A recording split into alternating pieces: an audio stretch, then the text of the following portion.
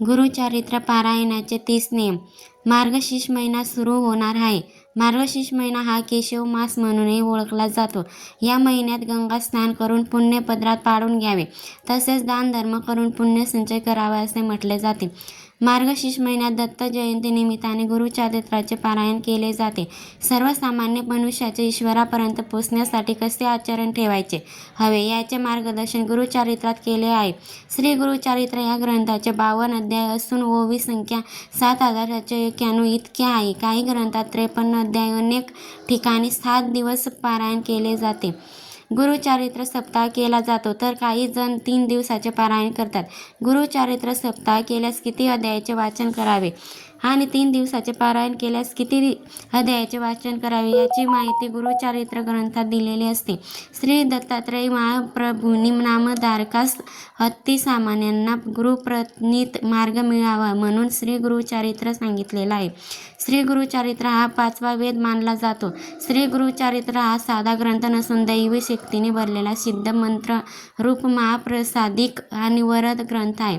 श्री गुरुचरित्र पारायण वाचल्याने आपल्यावरची संकटे दूर होतात, आरोग्याच्या तक्रारी दूर होतात, पितृदोष दूर होतो आणि इतर अडचणीवरही मार्ग सापडतो.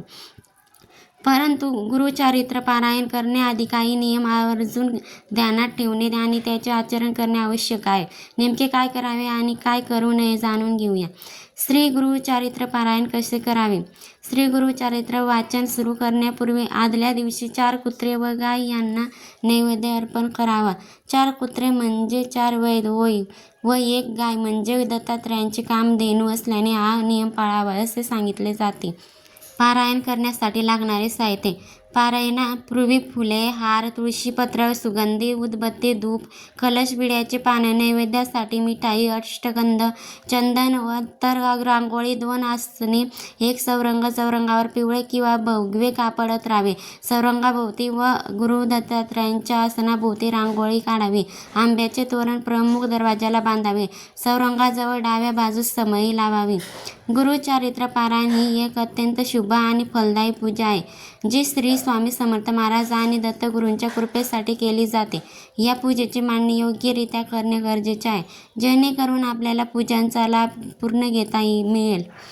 पारायणास बसण्यापूर्वी गावातील दत्त मंदिरात अथवा जवळच्या श्री स्वामी समर्थ केंद्रात जाऊन विडा, सुपारी व नारळ ठेवून पारायणास उपस्थित राहण्यासाठी देवास प्रार्थना करावी.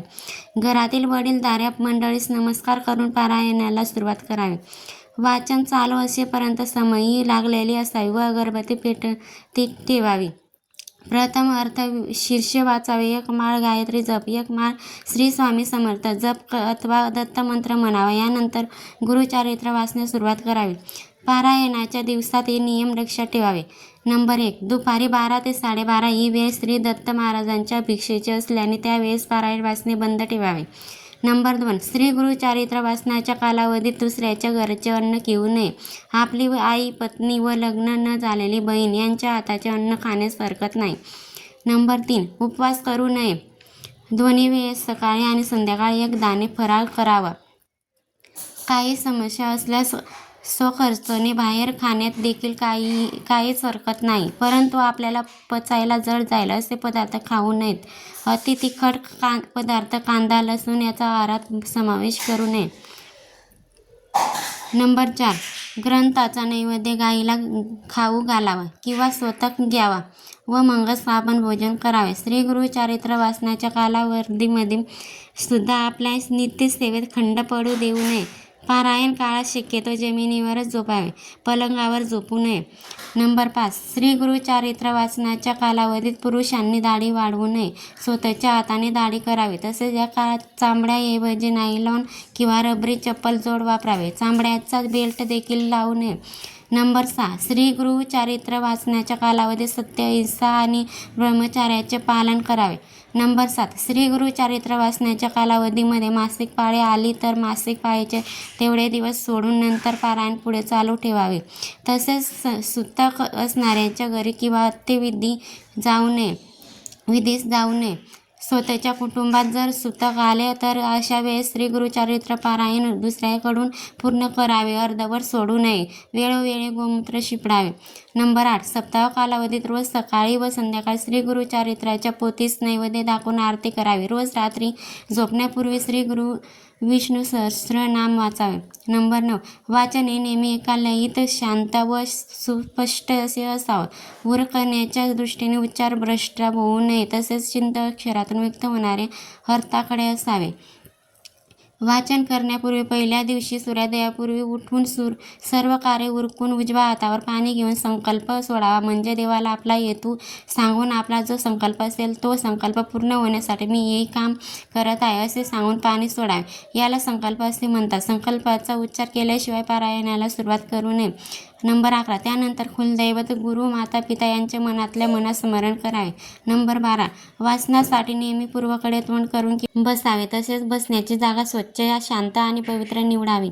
नंबर 13. वाचनासाठी तुम्ही जी जागा किंवा जी वेळ निवडली असेल तीच वेळ, तीच जागा तेवढे दिवस पारायण करायचे आहे.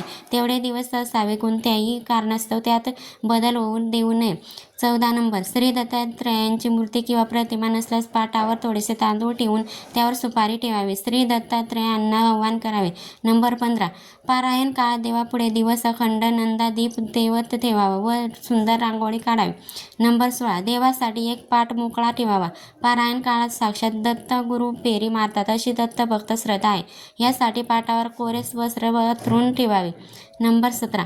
वाचन मनातल्या मनात न करता मोठ्या आवाजामध्ये करावे.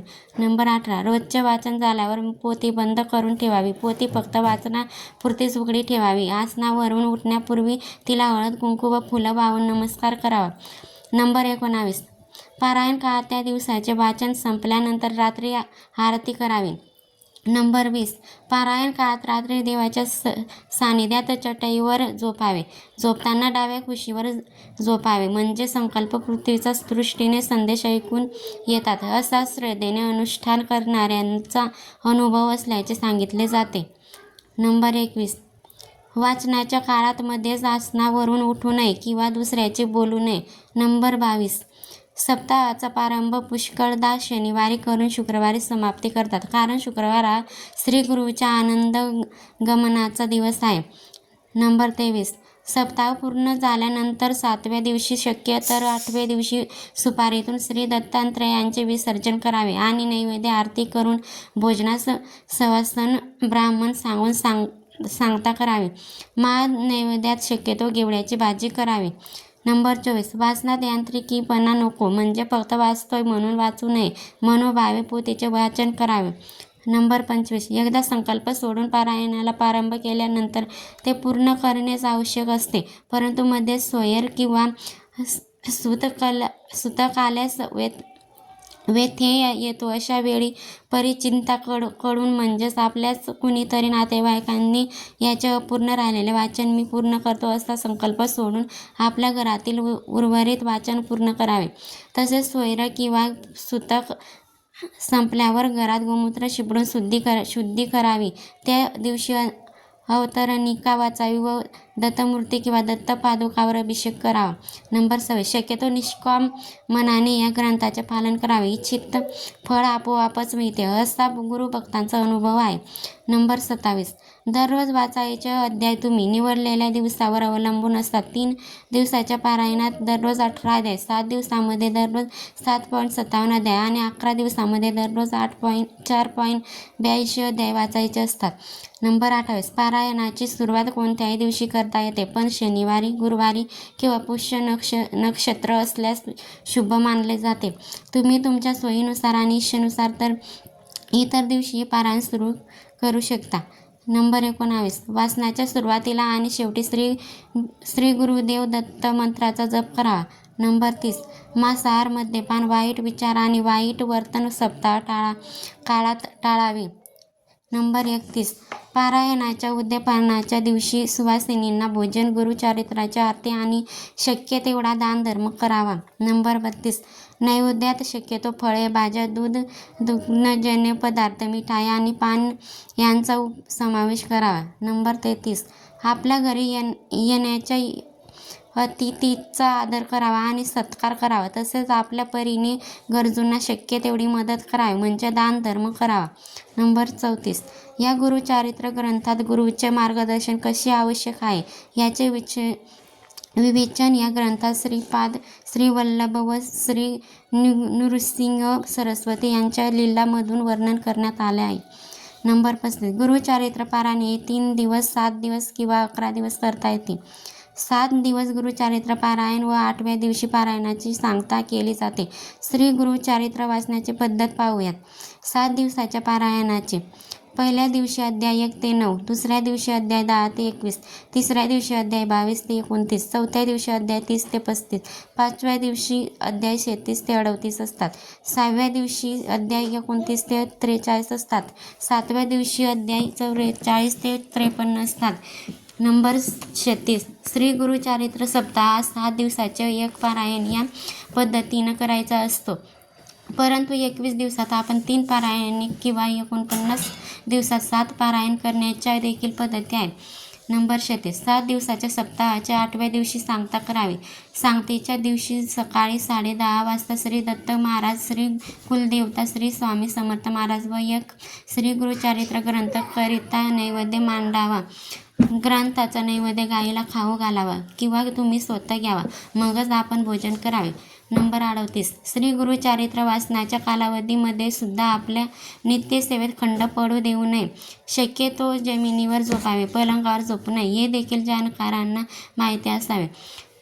नंबर 39. श्री गुरुचारित्र 3 दिवसीयच वाचू नये असं म्हटलेलं आहे. 1 दिवसीय पारायण फक्त दत्तधाम व राष्ट्रसेवेसाठीच करावे. वैयक्तिक पारायण 7 दिवसाचेच करावे.